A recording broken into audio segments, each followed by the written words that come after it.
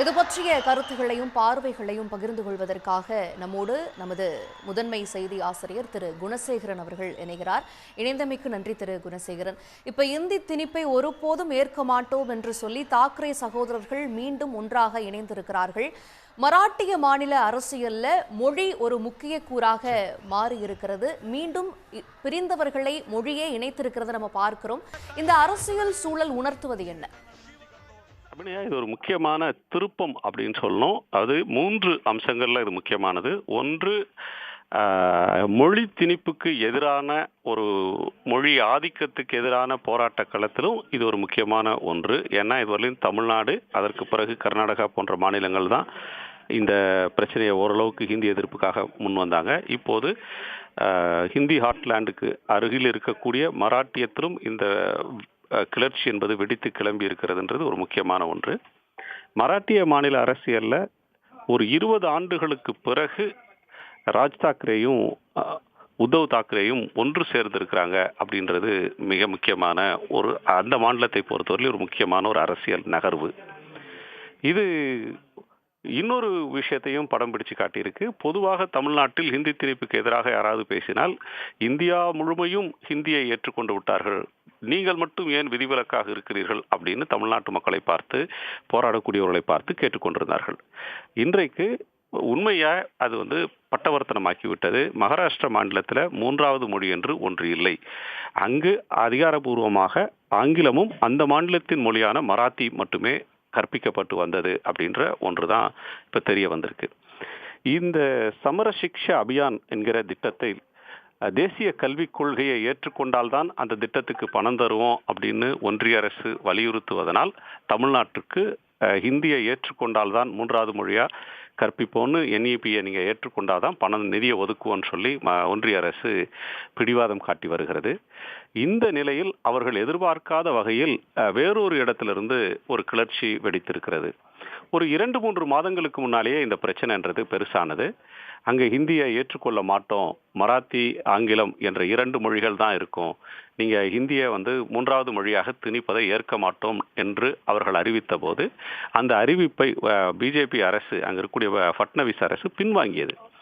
3 மாதத்துக்கு முன்னாடி பின்வாங்கிவிட்டு இப்போது மீண்டும் ஒரு வாய்ப்பாக என்ன செஞ்சாங்கன்னு சொன்னால், English Marathi first language, second language, அதற்கு பிறகு தேர்டு போர்ஷன், அந்த 3வது பிரிவில் ஃபிசிக்ஸ் கெமிஸ்ட்ரி கற்பிக்கிற ஒன்றிலேயே அந்த செக்ஷனுக்குள்ள ஒரு ஆப்ஷனல் லாங்குவேஜ் மாதிரி ஒன்றை கொண்டு வந்து யார் வேண்டுமானாலும் கற்றுக்கொள்ளலாம், ஹிந்தியை கட்டாயம் கொடுப்போம், ஹிந்தி வேண்டாம் என்று ஒருவர் சொன்னால் 20 குழந்தைகள் எங்களுக்கு வேற ஒரு மொழியை சொல்லிக் கொடுங்க, குஜராத்தியை சொல்லிக் கொடுங்கணும், மலையாளத்தை சொல்லிக் கொடுக்கணும், 20 பேர் ஆப்ஷன் கொடுத்தாதான் நாங்கள் அதுக்கு ஒப்புக்கொள்வோம் அப்படின்னு அதை சொன்னாங்க.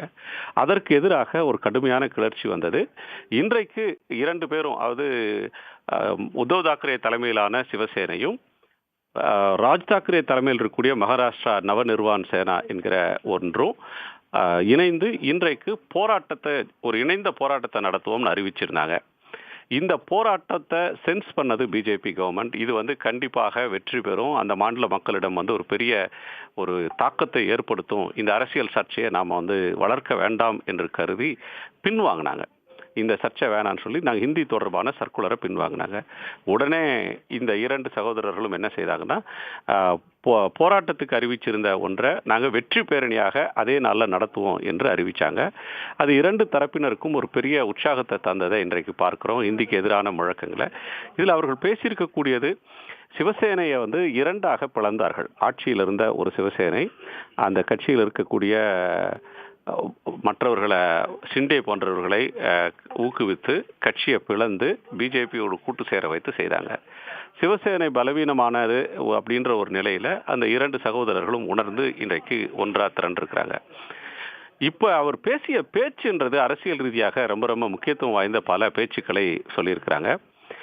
பால் தாக்கரே காலத்தில் கூட அவரால் கூட எங்களை 2 பேரையும் ஒத்துமைப்படுத்த முடியல, ஆனால் ஃபட்னவிஸ் எங்களை 2 பேரையும் ஒற்றுமைப்படுத்தி விட்டார் அப்படின்னு 20 ஆண்டுகளுக்கு பிறகு அவங்க ஒன்று சேர்ந்தது வெற்றி பேரணியில் நிற்கிறத வச்சு கிண்டலாக ராஜ் தாக்கரே சொன்னார். அதை தாண்டி அவர் சொல்லியிருக்கக்கூடிய பல அம்சங்கள், மகாராஷ்டிரத்தை இந்த 3வது மொழியாக பண்ணீங்கன்னு சொன்னால் மகாராஷ்டிரா மக்களுடைய போராட்டம் எப்படி வெடித்து கிளம்பும் அப்படின்றத நாங்கள் வந்து வீதிகளில் எங்களுடைய சக்தியை காட்டுவோம்.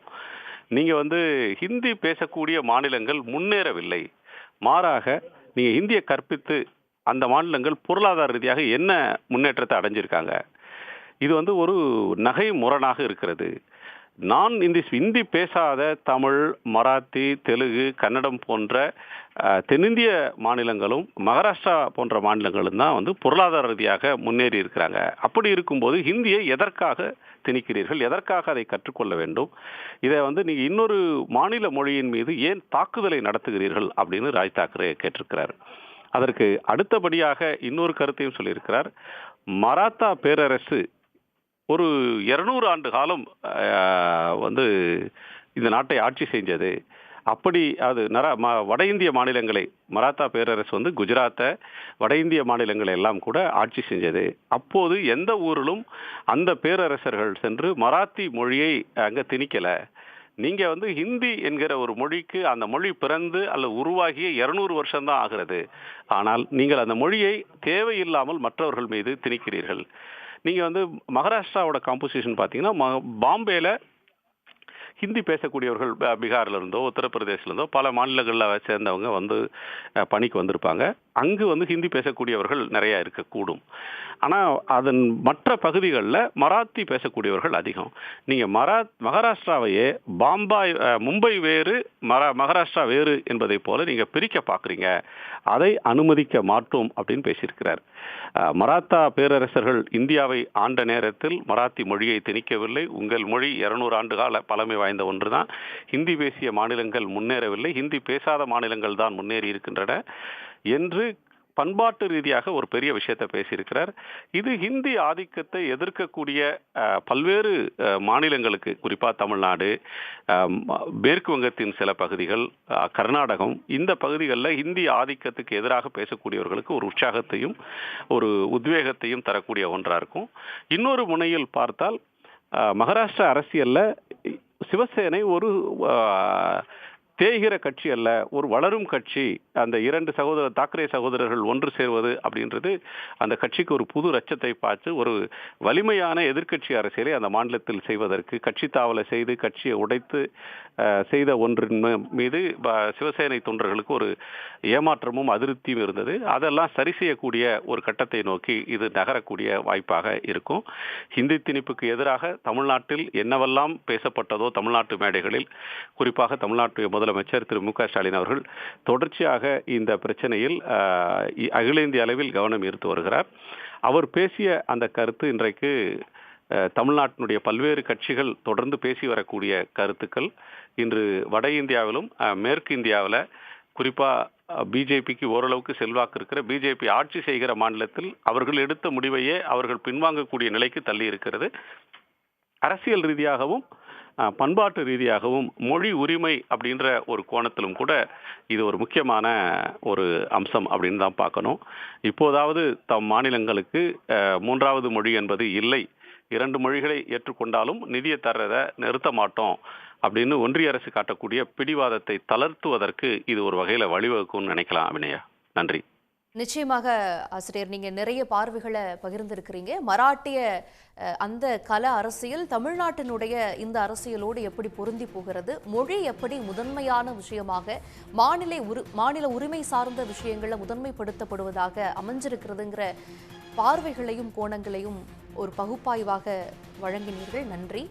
உடனுக்குடன் செய்திகளை தெரிந்து கொள்ள சன் நியூஸ் பெல் ஐகானை கிளிக் பண்ணுங்க.